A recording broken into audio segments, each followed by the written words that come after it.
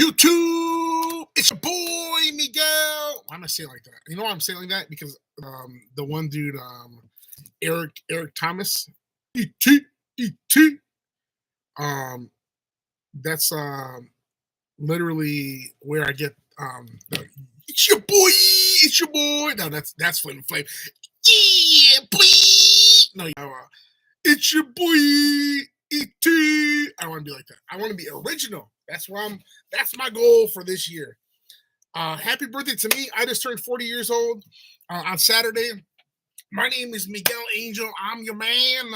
I'm your man. When I first started my business here, doing lives and stuff, I would say, it's your buddy here, Miguel. I don't want to be a buddy no more. Buddy is like too. There's no. I feel like when you say buddy, it's just kind of like, yeah, little buddy, get out of here. You know, I'm not a little boy. I'm not a little kid. I am a grown ass man doing grown ass things and coming up in the business world. So I'm trying to figure out my intro. So deal with that. But until then, what's up, YouTube? It's your man Miguel here. Coming to you guys live here from my soon to be studio. I'm actually about to make this boy a studio. I'm about to put up some fire. I'm sorry, not fire. Some soundproofing around the walls to make it look cool. I'll black it all out. Right now, if I can pan up a little bit, let's see if I can. So pretty much, this is like my door right there. Yeah, it's kind of hard to see. Let me pull it out. I'm literally just rocking you guys on my PC right now, but it'll change soon. It's gotta get all my equipment out. So right there, like I said, I am in a pretty much 6x6 office, but we're gonna make this boy a studio. You know, I always wonder when you watch a Joe Rogan show, he's always like you always only see him, but if you see pictures, he has like a gigantic like display behind him. So I got my cup of mojo for the morning to get me going. So let's rock it out. So let's start here. So I was thinking this morning, like, man, let me jump on doing a YouTube video because it's been a minute. It's been probably about a week or so, and I wanted to keep everyone updated in the circle. But I started thinking, like, why should you guys listen to me? And I want to give my credibility out there. So I don't know if I really touched on the first video. I don't really want to go back and watch the first video. The one thing with these live videos, I just run through them. I don't really go back until, you know, like literally I was watching a YouTube video. I'm sorry, one of my live videos I did about 3-4 years ago that popped up in my memory. And I was like, dude, I actually really needed to hear that. And it was a good message. And like, it was almost like me talking to me, like, hey, dude, you got this, chill out, you know. Everything's gonna be all right, so don't be stressing too much. And that's kind of when I do these videos. So I don't really want to go back and do the live videos. I'm sorry, watch my videos. I like just to kind of be organic with it, jump on, talk what's on my mind, talk what I'm going through, and also some of my history and what I bring to the team. I'm sorry, we are a team, right? So what I bring to the team. Is that too bright? Yeah, that's way too bright. Okay, we're gonna keep it like this, low key. All right, So yeah, I was thinking driving my daughter to school today. Like maybe I should give you guys a good solid background of why you should be paying any attention to me, what my history is in the business world, and some businesses I have ran, operated successfully, that I failed at, that we're still working on, things like that. So I'm going to go way back. All right. So I would start off by saying that I believe that people are like born like an entrepreneur or born into like born with these traits of being a hustler, baby. I'm a hustler, baby. Just want you to know. Listen, man, I've been hustling literally since I've been 8 years old. Is the earliest memories of me hustling. Actually, yeah, it's about 8 years old, maybe even a little earlier. I was born and raised in inner city. You know, to two beautiful parents. My mother was a bartender for many years, and then she started working in administration as she progressed her careers. My father, he was also a bartender, and he got into the food business, selling food, selling tacos out of the back of his truck, out of the back of his car, station wagon, and eventually get into the restaurant. So they definitely, have their roads, and I'm on my road too, and I'm trying to figure things out. You know what I'm saying? So those are my foundation, like what I witnessed coming up. But my parents, they instilled in me like hard work, hustle, grind. And honestly, being humble is the biggest thing that I take away from my parents. I appreciate them for that. But I would tell you, I do remember living in Detroit. We used to live next to a corner store, a corner liquor store, of course, right? Because that's all that's in the inner cities, these liquor stores. So we lived right on by this place called Toby Market, and I remember all these people just kind of stopping in, stopping in, stopping in. And my mom used to make some bomb ass salsa. Actually, to this day, my recipe is pretty much my mom's identical recipe, except I add cilantro to it and add a couple other things. But it's tastes very similar. So, anyways, my mom made some good salsa back in the day, and she had said this orange Tupperware container, and I was like, "Hey, mom, can you make me a thing of salsa? And I'm gonna go buy some chips, and I'm gonna sit out. I'm gonna sit outside, and I'm gonna have a little table set up, and I'm just gonna sell chips and salsa, dude. That's all we're gonna do." So literally, that was like my introduction to work. Right, that's a job. You know, you're doing something that's not necessarily quote unquote fun. It was fun to me. Hey, I loved it. I was all about it. But to your normal person, going to work is not fun. Now, that's what I'm talking about. You need to find a job that you have fun at. Like I have fun coming to work. I have fun coming to my place.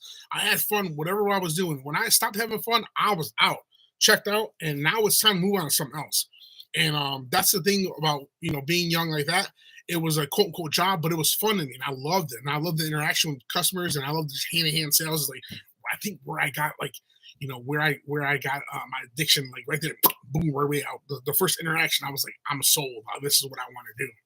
But so that was my first job. My first hustle was pretty much selling chips and salsa. And it's crazy where I'm at now at a Mexican restaurant. Right, we're talking 32 years later. Owning and operating a Mexican restaurant and selling chips and salsa still, but it's on a different scale, right? So yeah, we started there, and then I remember when I was probably about 9, 10 years old, we moved over to a city called Dearborn, which was a little more like middle class people. Definitely a different culture, definitely a different vibe over there, and I I had my mom's friend that lived behind me. She owned a party store, and I was looking to keep busy over the summer. Like, listen, man, I've been always working. I've always got something going on. If I'm not making money and I'm not grinding, I'm just not comfortable. And I hope you can feel that. I hope you can understand that it's okay to feel that way. Like when I'm on vacation, it's odd to me. It's awkward. So I've always been going. And now I'm talking about 10 years old. So that was 30 years ago. I remember just being in the summer, like just summertime, yay, we get to do nothing. I don't really have too many friends. I don't really roll with people like that, even at 10 years old, which is crazy to think because I'm still the same exact way, dude. you know, 10 years old, and I didn't really have too many friends. I had a couple guys around the corner that we rode bikes together once in a great while, but I'm like, I need to keep busy this summer, and I want to buy myself a fucking badass bike, and I want to fucking have some money in my pocket to like go to the party store, go get a piece of pizza, and I'm like, I can't do that. I'm not gonna depend on my mom, ask my mom for that, and same thing. It goes right back to here. Like we're talking about 30 years. I'm the same exact way as my mom. So I remember talking to my neighbor lady. It's like, hey, you guys hiring? Let me know. I'll come work. She's like, you're 10 years old, 11 years old. I'm like, yeah, I know. Like, listen, I already planned it out too. I was like, in the morning, what time you leave at? She's like 7 o'clock. I said, okay, I'll get up 6:30, get my shit together, and I'll meet you at your house. I drive with you, and then you guys close at 9. I literally would go there all day long, and then you just drive me back home. Or my mom can pick me up later on if she's coming through the area. She's like this. She called me her boyfriend at the time. Her name was Louise. She was like my quote unquote girlfriend. She's like, boyfriend, you're gonna get up at 7. I'm like, yeah, for real. She's like, well, sometimes my son's open. I'm like, don't matter. I'm there. And she's like, well, I can't really afford to pay you. I was like, listen, give me something to do. I'm a chubby guy. I love Twinkies. I love cupcakes. I love little Lunchable. Man, you listen, let me snack on whatever I can snack on that boy. You ain't gotta pay me. I'll do the bottles, I'll clean the floors and everything. She's like, okay, deal, done, over with. So we started doing that. And I remember getting up every morning, getting in the car. Hey, good morning, Louise. How are you? Sometimes I would drive with her husband, Bert.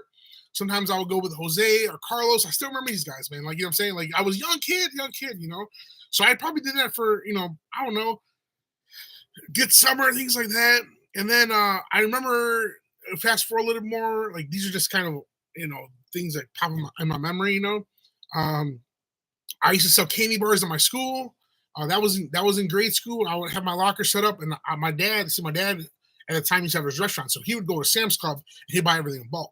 Or at the time it was called Pace Warehouse. So we would go to Pace Warehouse. I would save up some money or get some money somehow, or I'd be like, Daddy, can you please buy me this case candy bar so I can fucking sell these boys? And that's what we did, baby. We bought a case of Twix, case of Snickers, whatever, some chips and shit like that, dude. My locker was stocked up, and I was selling that shit for like 50 cents, whatever the going price was, maybe a tad bit more, because now it's convenient fees. And I'm telling you, dude, that's me literally between 10 and 12. That was my mindset. Like, even going from there, like, literally that was my mindset. And now we go into we did that. So first of all, we sold the chips and salsa. I'm gonna try to keep tabs on you for my business, right? So I sold chips and salsa when I was about 8.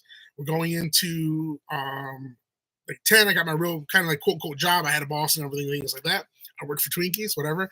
And then from there, I definitely I remember this like back in my hand, having my locker set up, and I was slinging. I had my own little grocery store, right? So that was my hustle too. And then when I turned 13, I really wanted to buy this bike, and this lowrider bike. Boy, this boy is sweet. It was chrome. It was $198. I remember exactly how much the boy cost too. And this boy was tight. It was a very nice lowrider bike, and it's something I wanted to do really bad. So I started saving money, and I started inquiring to get paper routes. That was my plan. Actually, I had my goal in mind. All right, you want to get a bike? It's $198. And how you're gonna come up with the money? And I just start my mind, my little my little brain start binging it up, and I'm like, all right, well, I'll get a paper route. So I'm like, that's what I'll do. I'll get a paper route because my boy Ricky down the road, hey, he's slinging papers. He probably makes like $20-$30 a week. Boom, I can have this boy in whatever weeks. And if I can pick up another route, I can run across the street on the other side of Michigan Avenue, and then maybe pick up a route over there, have 2 routes, and then boom, we were rocking this shit out. And we'll have this bike in no time. That was my goal, So my mom was like, call your dad to make sure it's okay with him. I'm like, okay, whatever. Yeah, sure. So I called my dad up. Hey, Dad, hey, listen, I want to get this paper out. He was like, no, we're not doing that. He's like, come work for me at the restaurant. And I'm like, okay. He said, you can start being a busboy. Okay. Oh, bet. Hey, I'm down. I'm down. So I got literally, that was where my whole base of becoming an employee came from. Not really entrepreneur, but my work ethics, that's definitely important when it comes to running a business and being in the business world. So my mom used to drop me off on Fridays, and I would get picked up on Sundays, and pretty much I would be busting tables there all day, pretty much. Yeah, I remember like I would go in at 5:30. I would get out of school, going at 5:30, and then get dropped off over there by 5:30, and then bust tables through the evening till 2 in the morning. Go home, get some sleep, be back over there by like 8 or so. And I would work, the shift all day pretty much. And I start learning. My father, I remember my father like telling me, the taller you get and you can reach these counters, the more you can do. As far as like carrying food and like taking orders, things like that.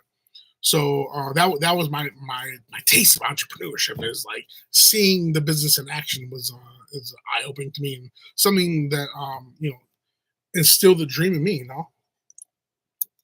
So from there, let's see, business wise, I go to Mexico. I live in Mexico from I was in like the end of being 13. So like 13 going to 14 for 2 years, 18 months I stayed in Mexico. And when I was over there, same concept, like my dad used to send me money, things like that, but I wanted more, and I wanted to like fend for my own. And I wanted to feel the work, and I wanted to feel the reward of work. If that makes any sense. So I wanted to put the hours in, and on top of that, I wanted to, get the monetary money in my pocket and be able to do what I wanted to do and buy what I want to buy, things like that. So I was there for maybe about 90 days, I wouldn't say. I was there about 90 days. My dad dropped me off there in probably around like June, July, August, and then I met these guys within 90 days. Or they own a little taco shop, and we became really close. And once again, this is a huge challenge, and I'll make a whole video about this. But I literally get dropped off in Mexico. I shouldn't say dropped off, but like I went to live there with my grandmother and my cousin. And it was my cousin. He was 10 years older than me. So he would have been 23, 24. My grandmother, she was already probably like in her late 70s, dude. So I remember once again, no English. I'm sorry, no Spanish. So I'm literally only speak English. So I get over there and maneuver that. That was like a whole thing that I'm really proud of myself and like how I navigated through that. But anyways, I got a job serving tacos at this place that my friends ran, and my grandma was saying, like, call your dad and make sure it's okay. My dad, hey, my dad's like, oh yeah, work, bro, work. He's all about it. So yeah, I got my job over there. I don't really think I ran any businesses in Mexico, but I do remember coming back, and then I started a pager business at my school. So when I was in high school, I was running pagers. I was freaking selling, buy, sell, trade, all pagers, whatever kind of make and model you think of. I was cracking the shells, replacing the shells, selling them, because I had a spot in Detroit that I was buying them from. So I was pretty much every week like buying a couple of pagers, and then once again I always use my locker for everything. Because we locked that boy. I had a padlock, like boy, that boy. It was like one of those like $25 locks too, the big boy, you know, master lock and shit. So you walk down the hallway, see all these little locks, you see my big ass lock on it. Like, yeah, motherfucker, I got some shit in there. I can't let no one in my locker, you know. So at the time, it was like forbidden. Pagers were forbidden a thing. It was like buying weed in the 90s, or it was like, you know, freaking buying beer in the prohibition. Like pagers were associated with drug dealers in my area, and like if you had a pager, you was a drug dealer, and that you were getting your profile for it, and people were going to treat you differently and respect you differently and things like that. So like it was like a weird thing that like the parents weren't buying the things, the kids beepers, but I was like, hey, I got fucking pagers for days. Because my mom knew I was a hustler. Hey, my mom was like, yeah, whatever you need to do, kid. So I went from selling pagers like in my locker. I did that in high school. And I also started DJing at the end of my high school career. So I started DJing. That was like a whole other business too. It's like almost the same concept, you know, like selling to people, closing deals, getting these events, and just kind of getting building your network is what I mean. I've been building my network since I'm 8 years old. I can tell you right now, I have done in present time work for people who I have known when I was 8 years old. That's just crazy to me. That's important. That just shows how important your funnel is, and also very important how it is important to work with integrity and not fuck people over and be trustworthy and not screw people out of money.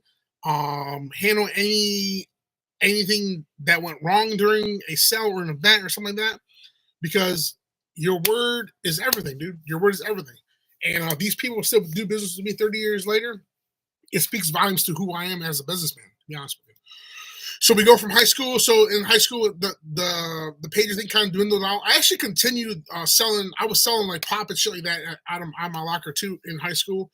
Just like I said, another hustle. I always had about 2 hustles going. So now we go into my adulthood. So I graduate from high school. I'm DJing at the time. I'm also still working for my father. So I was still working the whole time for my father.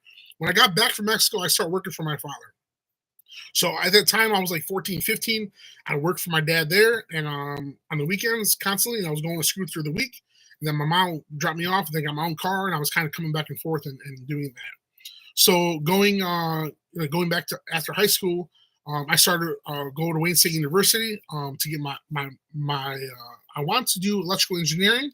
So I was going for electrical engineering because my cousin in Mexico that I had lived with, I loved working with electronics, and I loved working with electricity. Like we would go in there and like fucking run cables and like install electricity in houses and stuff.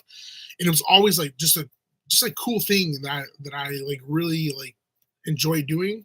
So I was like, oh, engineering is where I want to go, because college has the engineer and the engineer is the college. I don't really know. I was like, my parents want me to go to school. I'm going to go to school, whatever. Yeah. That's going to make them happy. And that's going to give me the title of being successful. I guess that's what we were talking about. So we started college, and we're still DJing at the time, and then we're also still working for my father. So I'm working for my father. I'm DJing on the weekends, and then I'm going through college. So my dad sold his restaurant in 2005. That would have put me at about 22 years old or so. Once again, still DJing. I'm doing weddings. I'm doing quinceañeras. I'm doing nightclubs. I am DJing corporate events, bar mitzvahs, you name it. Like, I'm just DJing literally at this time after my dad sold his restaurant from 2005 to 2010, 5-6 nights a week. That's all I'm doing is running my business, going to school. Running my business, going to school. I went to Wayne State. I changed my major midway through because I was definitely not good at the math stuff. Now, to me personally, you need to know how to add, subtract, multiply, and divide. Period. That's it.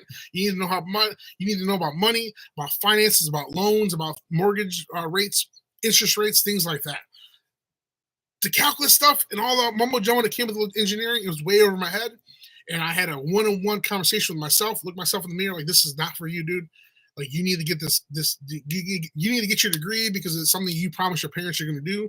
But at the end of the day, as long as you get a degree, they didn't say what you got to get your degree in. So I changed majors, and I also, during that time, figured out that my strength is entrepreneurship and business. So what I did was I want to be, I got my degree in business management. So I went from electrical engineering to business management, and I just switched gears there and just started taking more business classes, which were definitely, sort of helpful in some of the stuff. But the thing is this, they were teaching me how to work for someone else. And I knew that right away. And I was like, why am I learning how to, like, balance someone else's books? What about my own books, So that's where it was kind of eye-opening at that time.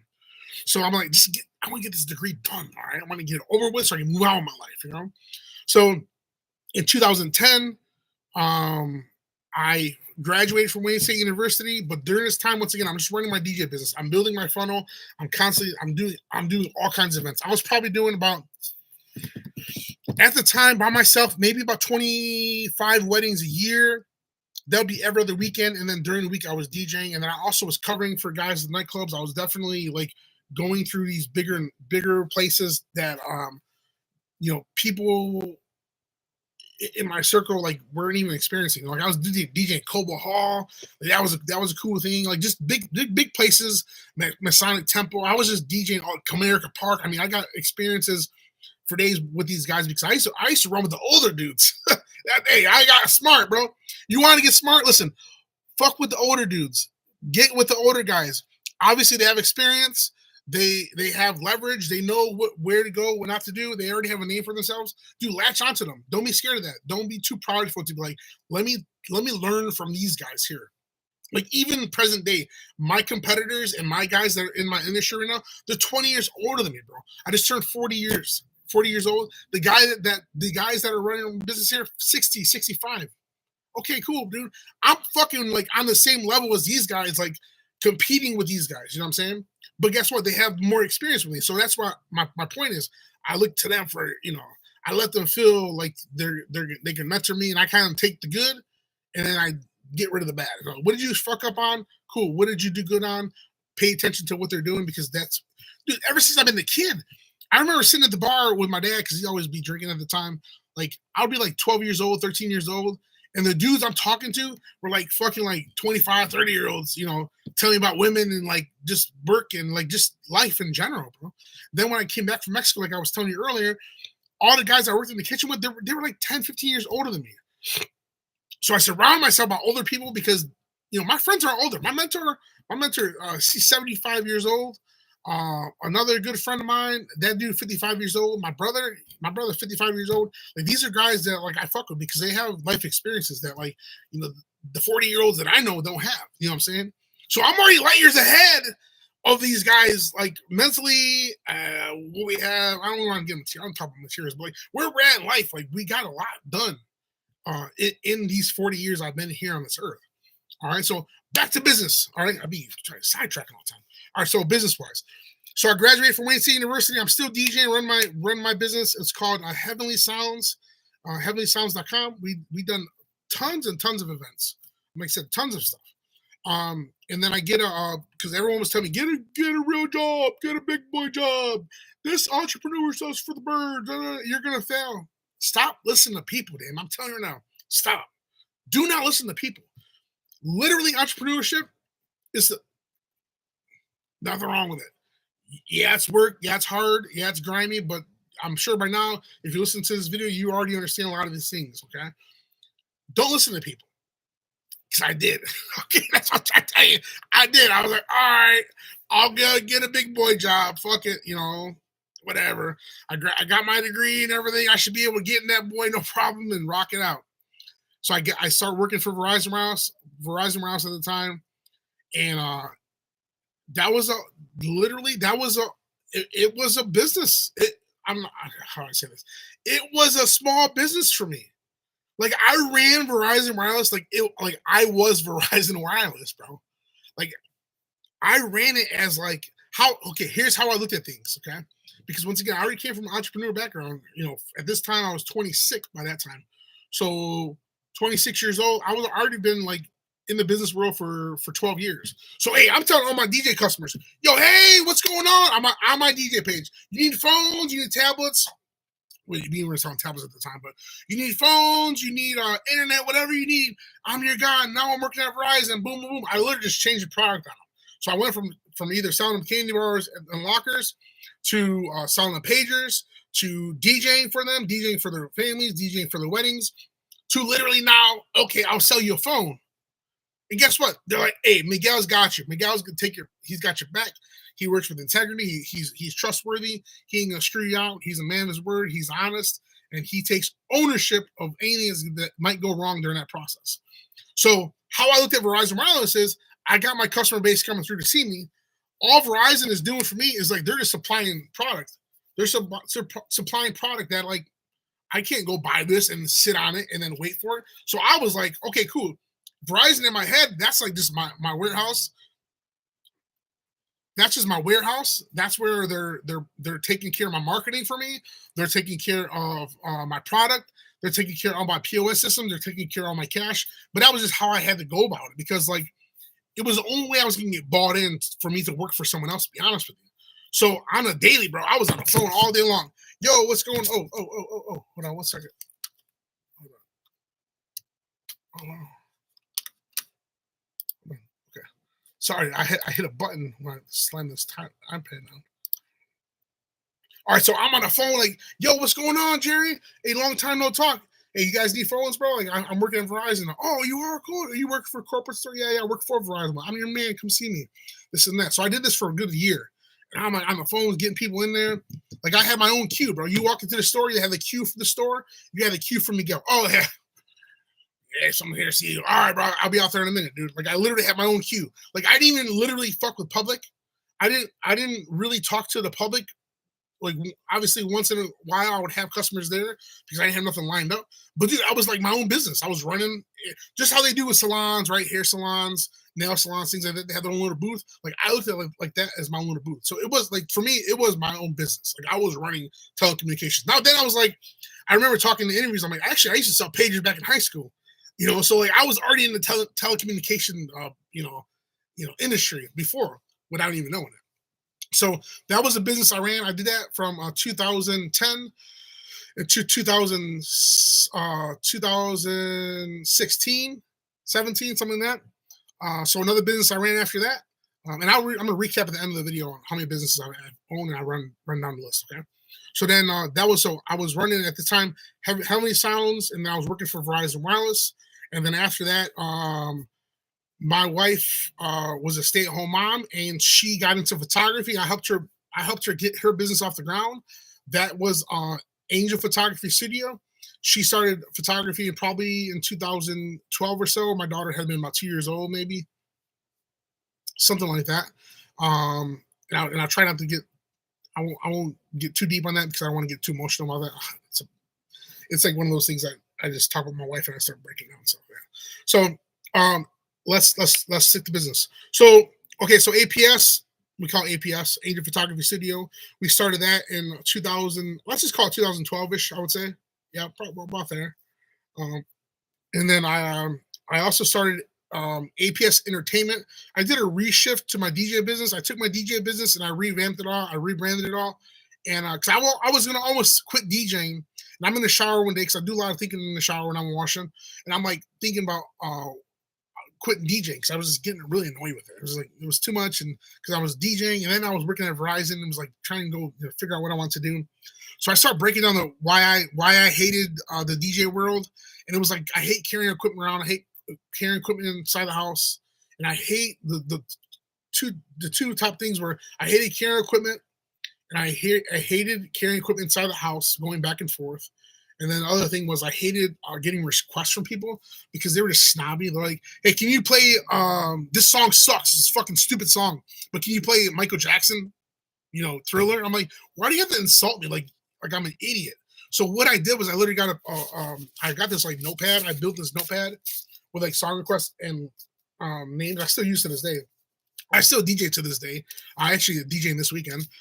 So we do like name and artist, and I just put it on the table. I'm like, all right, write it down whatever you want. Then that took care of me like listening to people. Like, I can't hear you, just write it down. I'll get to it.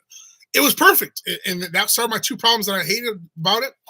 I'm sorry, the other solution was I bought a trailer too. So I bought a trailer for my DJ business. We grew, and then I got got the request list. And then what we did was, because we're hustlers and we want to grow, That's about what this business is about.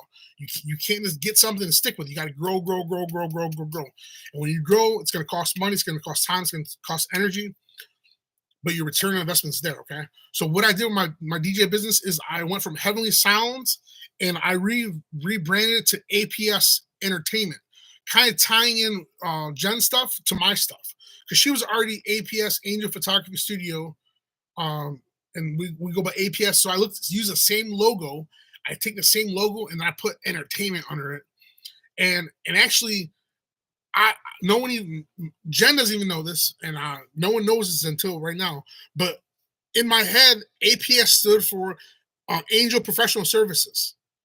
That's why I left it like that, because APS is Angel Professional Services. Actually, now I'm thinking about it, I'm actually going to probably run an S Corp just on APS, and that would actually just fall all under my umbrella. So I'm actually going to, maybe within the next year, I'll make a corporation just called APS, okay? And I'll use the same logo for everything, and then pretty much it'll be Angel Professional Services. It kind of falls in line with what we're talking about as far as like, branding yourself the right way. So anyways, so I go from that and I add on photo booth. Since my wife was a photographer, boom, that goes hand in hand. So I add a photo booth services, and then I also invest in uplighting. So that way we can color the whole room whatever color we want. And that was an investment that I still use to today. So that way, man, I'm telling you one thing, it probably cost me about 20 grand to get into that side of the business. But I recouped that money in literally probably a year or so. It took me about a year to get all my money back for the photo booth, and then the uplighting sold itself in literally fucking 6 months. So that was where we went from. So at that time now, we're going into probably let's call it 2015-ish. I'm running APS Entertainment. I'm also managing and helping Jen with her APS Angel Photography Studio, and I'm still working for Verizon Morales. So I'm running 3 businesses, as well as being a father. Can't forget about that. That's a whole other business too. We talked about that in earlier videos. That's another business. I call it Angel Inc. Angel Inc. is daddyhood. You know what I'm saying? That's what daddyhood is. So at the time, like I said, we're running that. We're thriving, dude. We're doing about 50 weddings a year. Very close. I think the most we did is 49 weddings in 1 year. So almost 50. We'll just call it 50 because 50 sounds better. Whatever. All right, so we did 50 weddings a year, and we were still doing just did side gigs here and there. Like I was still DJing. Jen was doing her fucking newborns. We opened up our own studio, and it was about 2015-ish. Yep, somewhere around there, maybe 14 actually. I think it was 14. We opened up the studio in Trenton. Same thing, man. I was so proud though, dude, because it was my first storefront. It was something that I was damn, I really envisioned this, and it manifested. And the sign said APS in teal letters, and then it had actually this chair right here is teal chair. You can't see it. This came right from my other studio there. That's why it's teal, because it matched my like the color scheme we were going for. And inside this boy, we did the whole floors. We had all the walls set up in there. I had all the fucking just like all the equipment like lined up real nice. We had like a whole another office area, and I had a whole sales room where like my idea was, and I actually never even like because life happens, you know. I actually had a whole sales room set up where I could sell canvases, sell prints. I was gonna bring customers in and really do JC Penney them up on them. You know what I'm saying? Like, hey, you want to buy this photo package? Because that was a missing opportunity we had. That was the missing piece we had in that business, was that we were not selling prints. So we own the, because once again, I'm still DJing, I'm still working for Verizon. I don't have time to like dedicate myself. I told Jen many times, like, let's hire a salesperson to go in there and just sell packages. And she wasn't really down for it because she was all about the artistic stuff, and I was all about the sales stuff. You know what I mean? So I'm like, damn. But every time I did go in there and I could, like when we were meeting for weddings and stuff, I was closing the albums. I was closing the albums to get them done. But then Jen was the one that had to do all the work. So it's like, oh, that's kind of adding more to her plate, which I'm a closer, baby. I'm a closer. I'm gonna close a sale. I'm gonna make people feel comfortable buying from me, but also I'm not grimy. I take care of my on the other side too. And I knew we had good product. I stand behind my products. Everything I have sold, listen, you gotta understand something, man. Everything I have sold, I believe in. Like wholeheartedly believe in it. If I didn't believe in it, if I sold Love Bug cups and I didn't believe in the product, I just wouldn't sell it. I wouldn't fuck with it. Because at the end of the day, I gotta stand behind that product.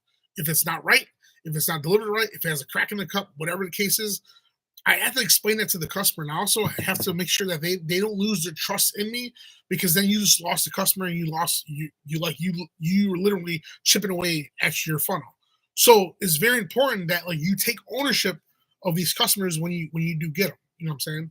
Um, so that was the thing. When I sold albums, I stood behind the product. I was like, this is legit.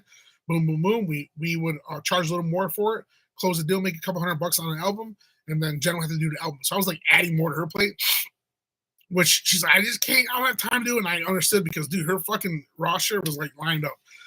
Jen's business blew up like fire, like legit 100% fire. It was crazy, crazy, crazy. So it was just crazy to see. Like I was super excited for her, proud of her, because like she was killing it and she kept up with that shit, dude. She was grinding, bro. She was taking care of the kids and she was going to do these shoots here, then doing all the mom stuff at the school. I mean, she was a hustler, baby. She was a hustler. She was grinding. She's nonstop. Go, go, go, go, go, go, go. She kept up with it. She knew the demands of it. And I think towards the end, she wanted to calm down some. Like she knew she achieved it, bro. And she was ready just to kind of take a back seat a little bit. So that was in 2016. So now we're starting to grow more, and we come up with this crazy idea to get a barn venue. Okay, this is another business we talk about. So they all kind of went together, right? So now we acquired a barn.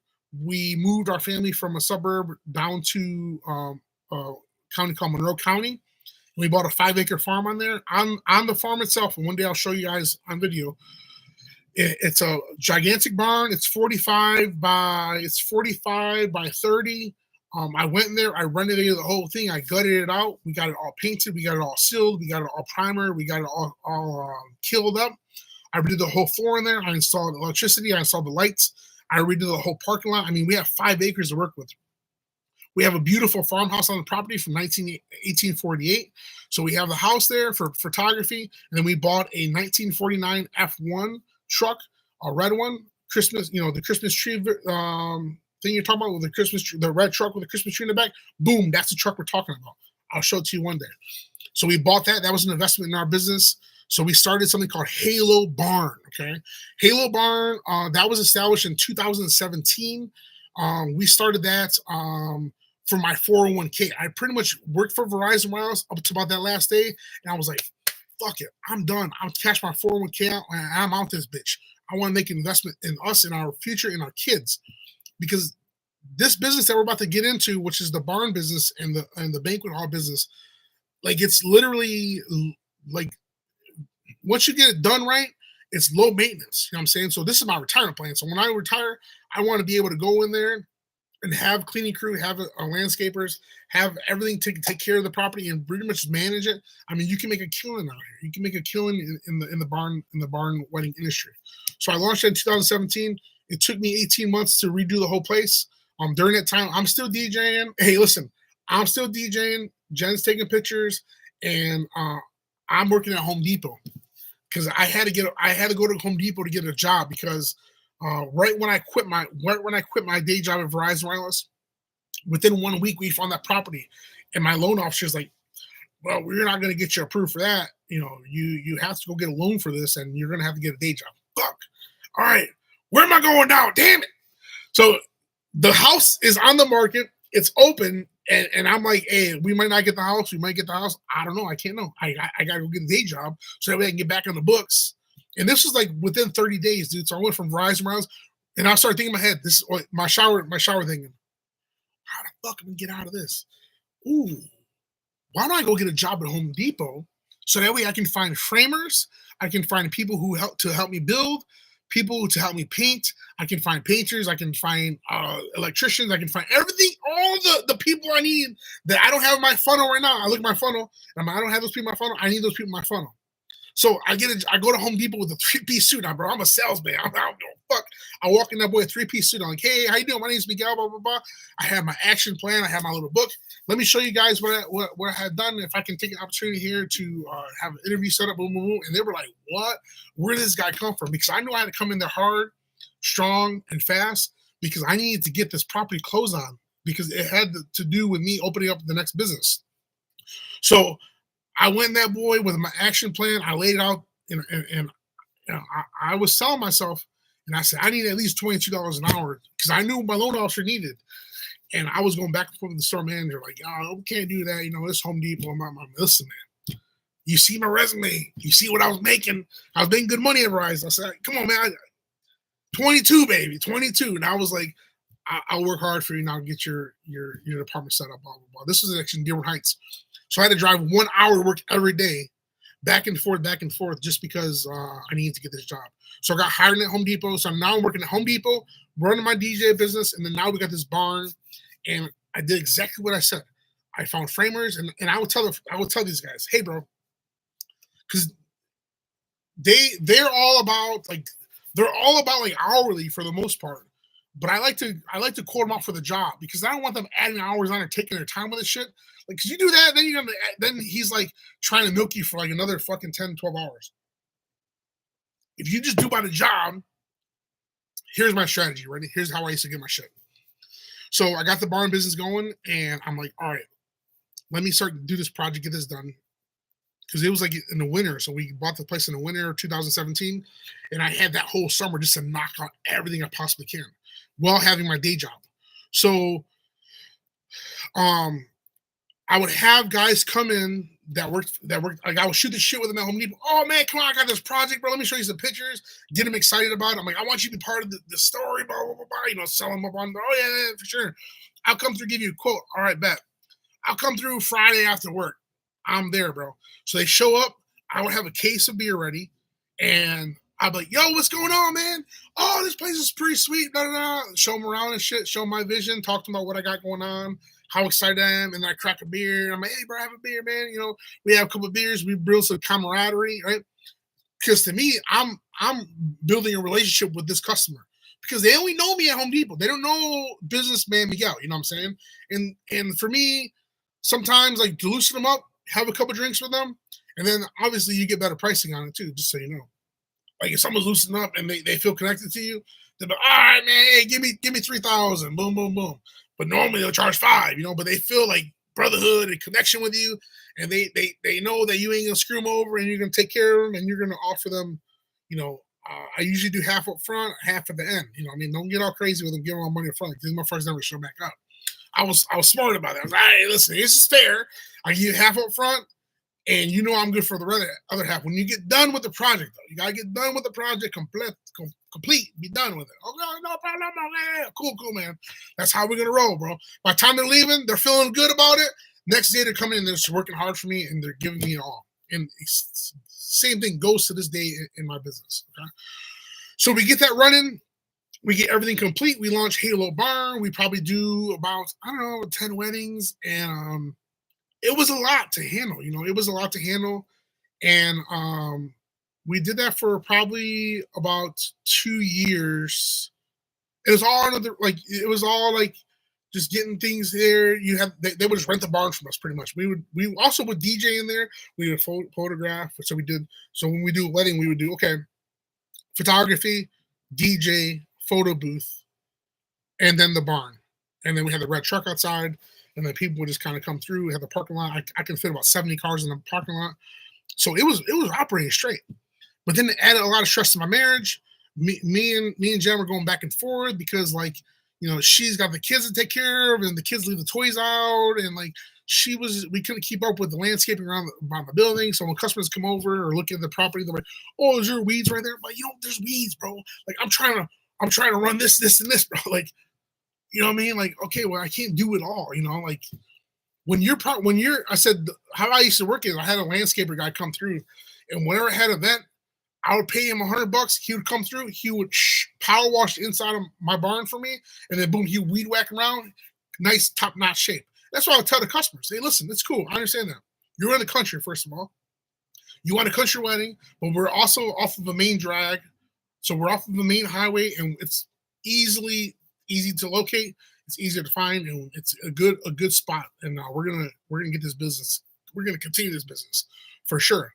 So after that, me and Jen just go back and forth because she's like, "Oh, that lady, she made me feel stupid because there was some weeds." I'm like, hey, you know what? This is we're going back and forth too much. It's causing too much fucking drama, and I was like, I'm done with it. Just put the shit down. Take the website down. I'll figure out what I'm gonna do. So what I do is at that time I go back to Verizon Wireless. So I go back to Verizon to figure it out. What's next? What's next for me, baby? Where's my success in business? Like I feel like I haven't made it yet because like everything I'm doing, I'm getting like fucking stopped. Stop. All these stop signs. So like, what's for me?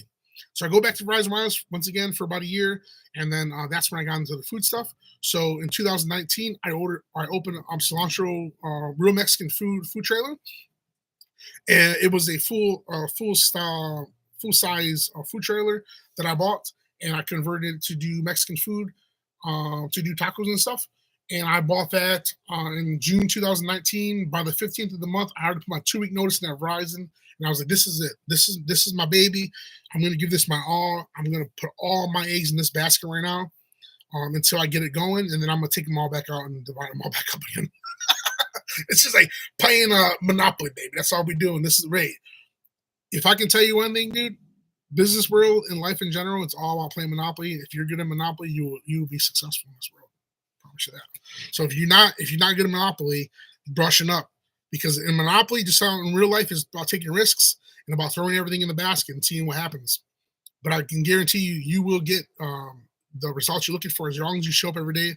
You work hard, you work with integrity, and you work with confidence as well.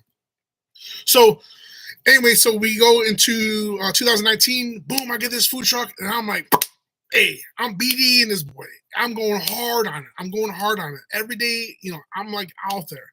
But also, same thing. I'm still DJing the barn. We actually still had barn stuff because what happens is when you plan weddings, dude, you're planning up like you might be started planning a wedding here, but you're not getting married for another year. So I pulled the plug on that button in 2018-ish.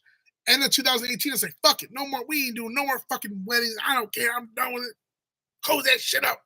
But we still had bookings done, so we still had to fulfill these contracts out. But we just weren't booking nothing else.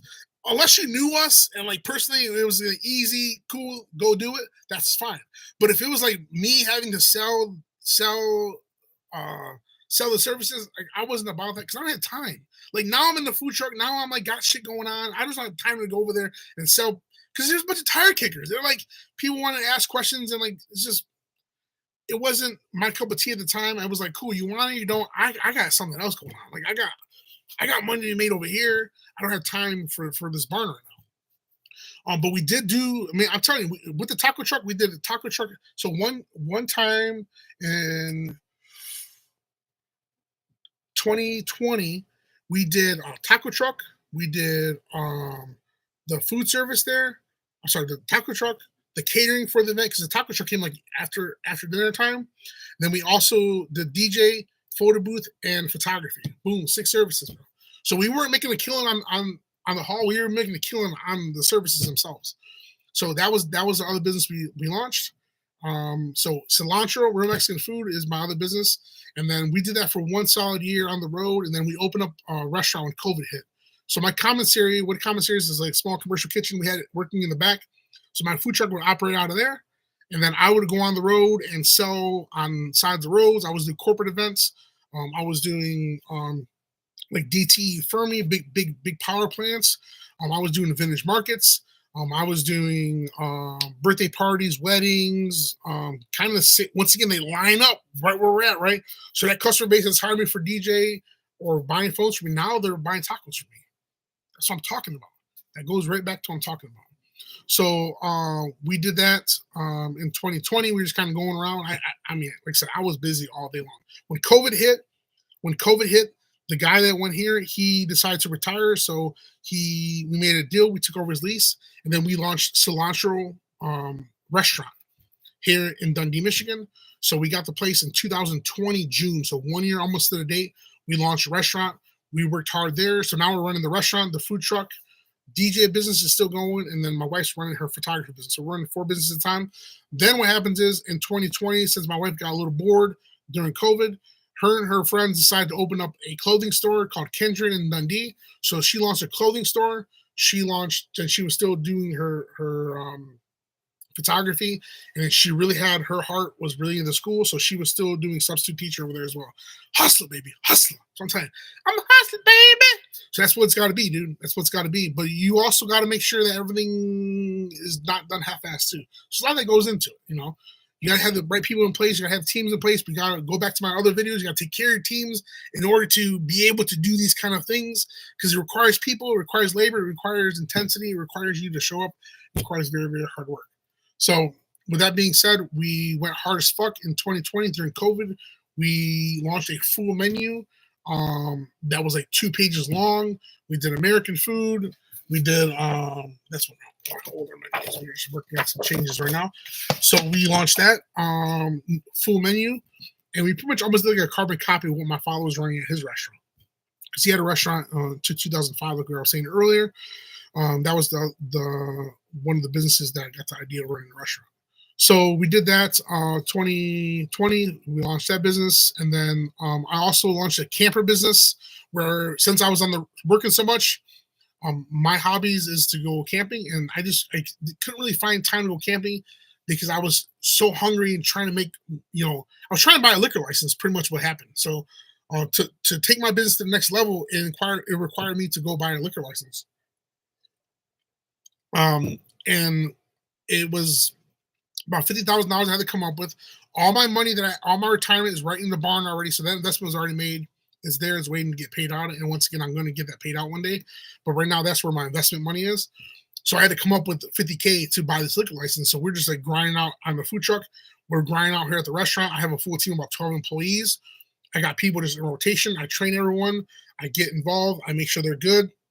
I take care of them financially. I take care of them emotionally. I make sure they're good. I make sure that their head's right, and I make sure that they are treating my customers right. Because if I don't, they're not treating my customers like I want my customers to be treated, and that's where the decline can happen. Which I can honestly say that's probably what happened to my business after my wife passed away and I had to step away. So we go into 2020, 2020 and 21, we're hitting hard. We get our liquor license probably like mid 21, and then we just put that boy to the side. We launched a bar idea, and we changed our menu up, and we just get a little more American food on there, kind of add up some bar stuff. And my wife's still running her store, and she's still also doing photography stuff. And then some of the camper. So the camper business. That's right. That's what I was trying to ramble. Sorry. So my camper stuff. Since I couldn't camp, I started renting my camper out. So I had Angel camper rental. So I started Angel camper rental, and I was making like $125 a day. And they'll pick it up or I'll drop it off. So I'll charge $100 to drop it off. get someone to take it there for me, or I can take it there or pick it up. I'll drop it off on a Friday, pick it up on a Sunday. So I probably make like $500 a week just doing that, just on the side business. I also have, since my wife passed away, I have in my back lot, since I have all the car space, I have a storage lot rental. So I charge people like 50, $60 a month.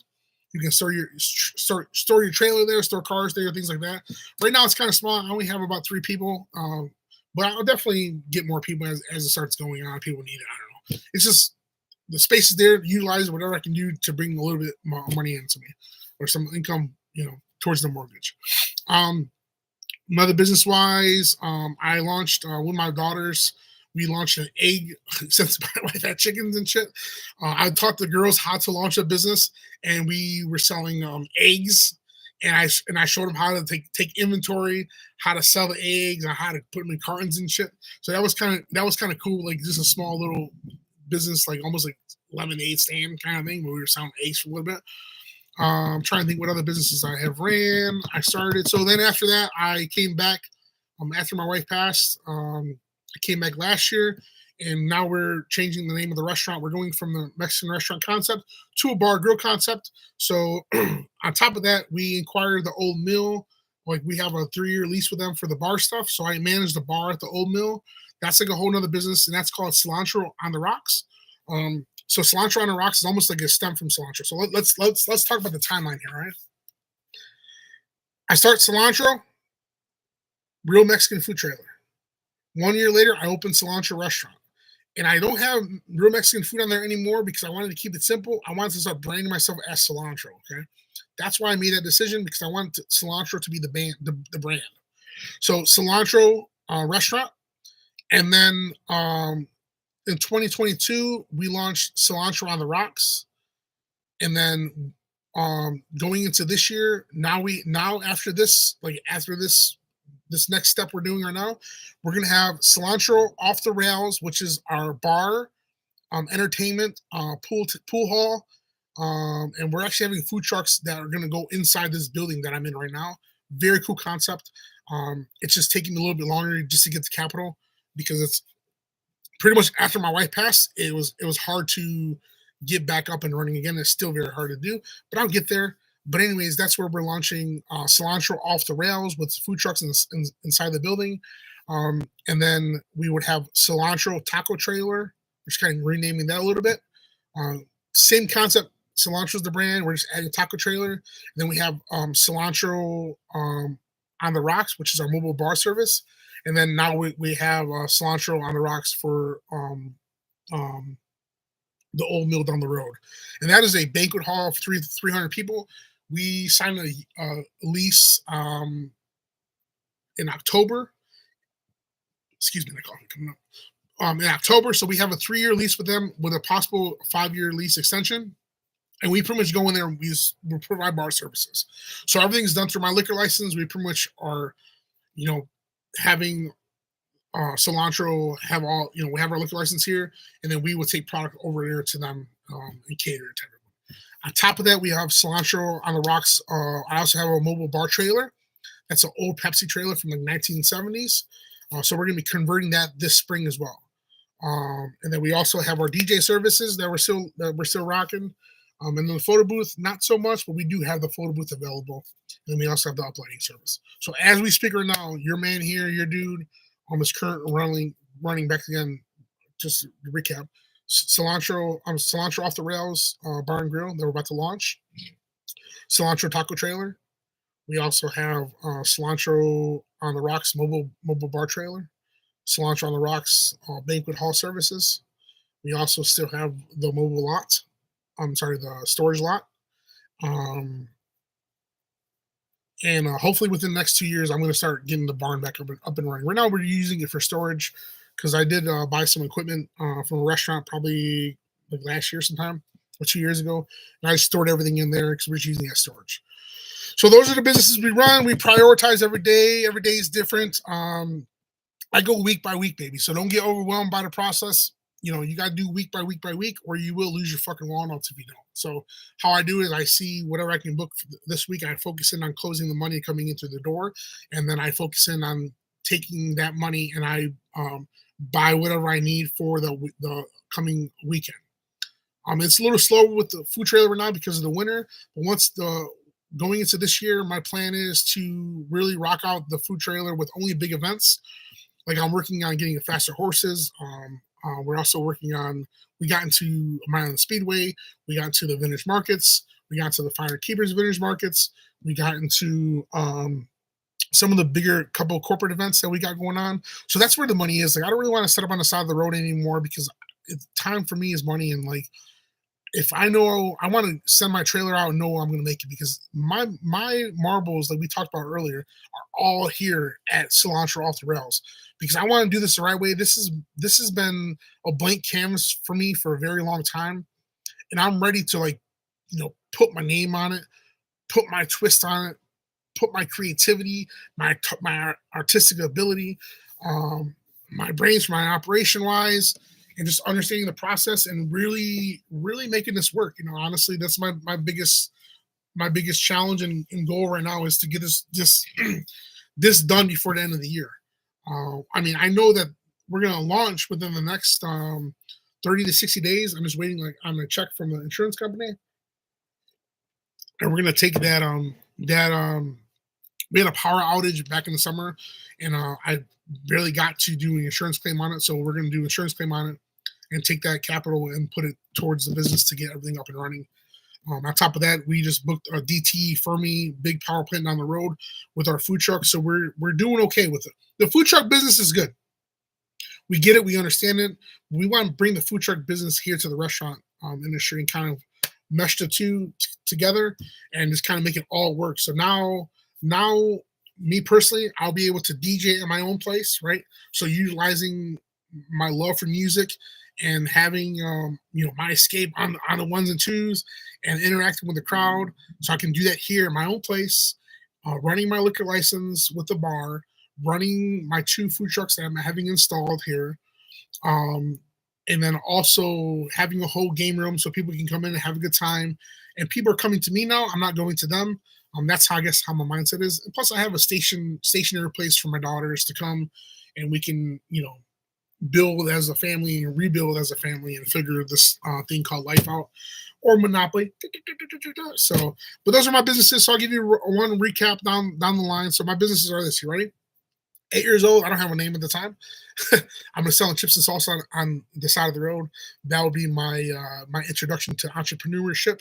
Then from there we go into selling beepers and pagers in schools and to my classmates. And then from there we go into running. I would say our own DJ business. We started the DJ business in 2001. And then we go into there, we would go to Verizon Wireless. And then we would go into Angel Photography Studio. Then we would go into APS Entertainment. And then we would go into the photo booth business. We also, which I didn't really talk on, I did launch a business called AVS, which is Angel Video Services. I did it for 1 year. I shot all this amazing footage. I loved it. I love the shooting process. I love being like creative with like the shots I'm doing, but the problem I was coming across, I hate editing. So that business only lasted 1 year.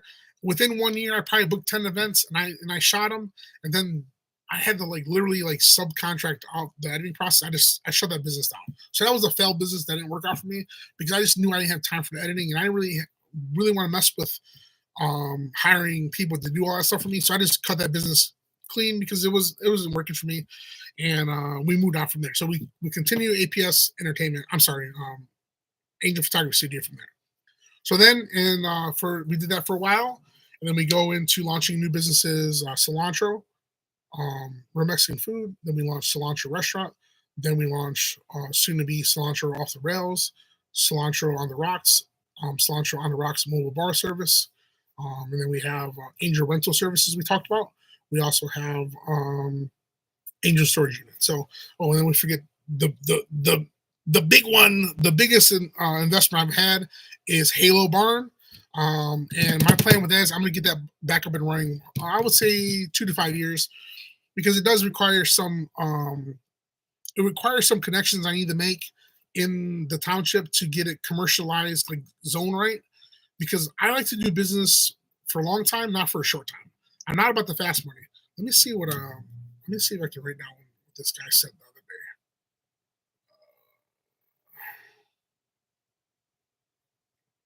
other day. I don't know what the saying was. I posted it. Kevin Gates said something like he said, it's about it's about someone like don't for the long haul, not for the short haul. You know what I'm saying? Like fast money is there's no oomph behind it. It's not gonna stay there's no stability in it. But if you can take your time and go through the process and not rush the process and be patient and keep showing up and don't get don't get discouraged and don't give up, man. You got to keep going, dude. That's the key to success when it comes to entrepreneurship. It only takes one customer. If you guys get a chance, go on Netflix and watch the McDonald's movie.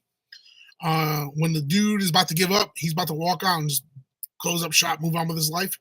One little boy came up to the window and he's like, "Can I get some burgers?" And he looked over at his business partner. He's talking about closing. Sure. How many you want? I want to take four. He gives them four burgers. Literally, the cars start coming in, and they haven't stopped. It's crazy. So I'm just waiting for that moment, to be honest with you. Um, and it requires change and it requires adaptability. It requires things to it requires you to understand when it's time to pivot and move and not get stuck. You cannot get stuck in anything you do in this life because you won't grow, man. You won't experience something. If you live in the same house in the same neighborhood, you're not experiencing different cultures, different foods, different music on a personal level, just different things in this world. A lot of people are always, why do you live out there? Because I live about 50 minutes from everybody.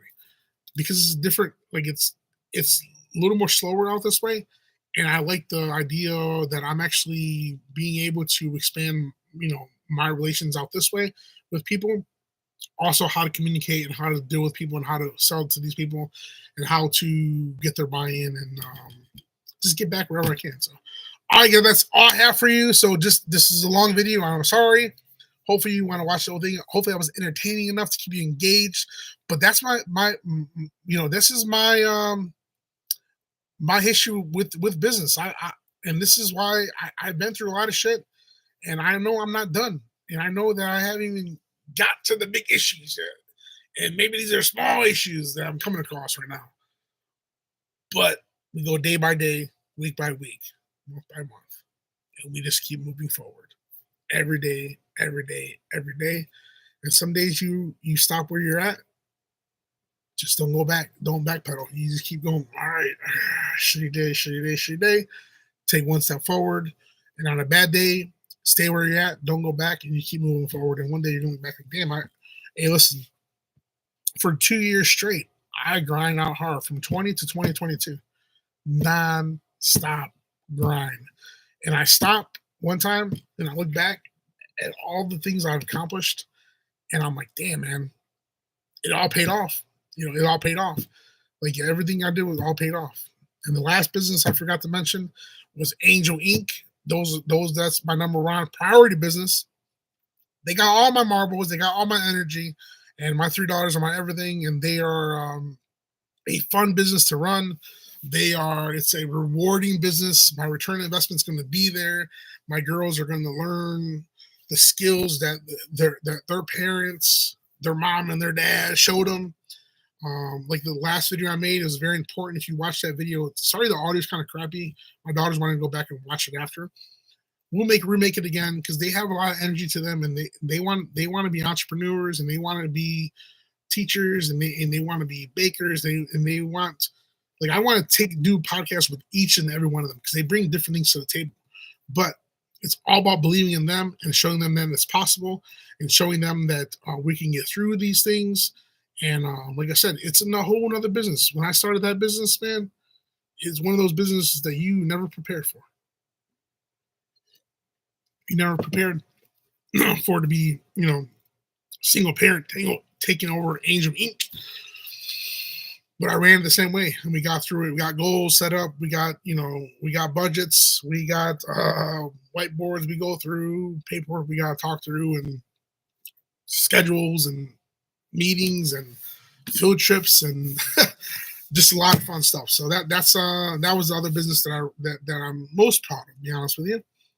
And I would say out of all the businesses, it's one of the businesses that I'm most proud of, and it's one of the businesses that I'm the best at operating. I've been a father before my wife passed away, and I'm the father now, and I'm even more stronger father than I was before my wife passed. I always knew what was going on with my children. I'm going to tell you guys this, and I'll leave you with this. I know I said that earlier, but if you are a father, you need to be engaged with your children to know what they do, how they do it, why they do it, when they do it, everything. Because at one point in your life, you may lose your significant other or the baby mama, and it's up to you to step in as a man, take ownership of the situation, take control of the situation, and get in there and be a father. Because if not, someone's going to do it for you. And you might not like how the person is ran. They might not have the results that you're looking for, and they might not have your same ideas of raising children as you may have. Or they might go to the streets and look for something. Dude, take control. You have to be able to take control. You don't always have to run that ship, but you need to know how to control it. When that bitch hits the iceberg and it's dropping down to the bottom, and your wife is on her deathbed, or your girlfriend's on her deathbed, or whoever's on her deathbed, it requires you to stand up as a father. You need to be ready for that moment, because it ain't for the weak, and you need to know exactly what's going on with your children, because you're going to seek every piece of normalcy that you possibly can for those for your children, because that's what's in their memory, because their whole life is about to change. So to this day, I seek every piece of normalcy for my daughters, so that way they can feel like everything's okay. That's why I told them. I said, you guys can, be angry, be sad, what's going on, but don't be scared.